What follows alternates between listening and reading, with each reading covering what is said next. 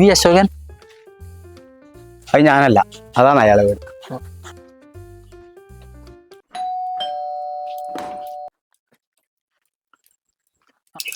ആ, റവന്യൂ ഓഫീസിൽ നിന്നാണ്. ഓ, നിങ്ങളെ വീട് ജപ്തി നടപടിയിലുള്ളത്. ഇന്ന് വൈകുന്നേരം 4 മണിക്കുള്ളിൽ കൊണ്ടുപോയി ക്യാഷ് അടക്കണം. അതല്ലെങ്കിൽ ബാങ്ക് അടക്കും. ഇപ്പൊ അങ്ങനെ ഒരു സംവിധാനമായിട്ടുണ്ടാ? മതി സാറ്, ബാങ്ക് അടച്ചാൽ മതി. എടോ 4 മണിക്ക് ക്യാഷ് അടച്ചിട്ടില്ലെങ്കിൽ ബാങ്ക് ക്ലോസ് ചെയ്യുന്ന പറയും. ആയിക്കോട്ടെ സാറേ, അതന്നെയല്ലേ ഈ സാറും പറഞ്ഞേ. എനക്ക് അടക്കോ ക്ലോസ് ചെയ്യും, എങ്ങനെയല്ല അടച്ച് വീർന്ന് കിട്ടിയാൽ മതി. സാർ ഒരു ചായ കുടിച്ചിട്ട് പോവാ.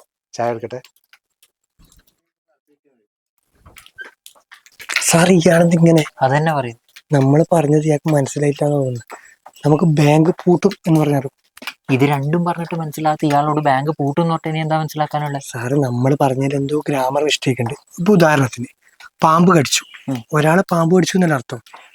മുളക് കടിച്ചു എന്ന് പറഞ്ഞാലോ? കറക്റ്റാ. ആ, അപ്പൊ ഒരു ഐഡിയ സാറേ, ഇത് കൊടുത്തിട്ട് നമുക്ക് പോവാം.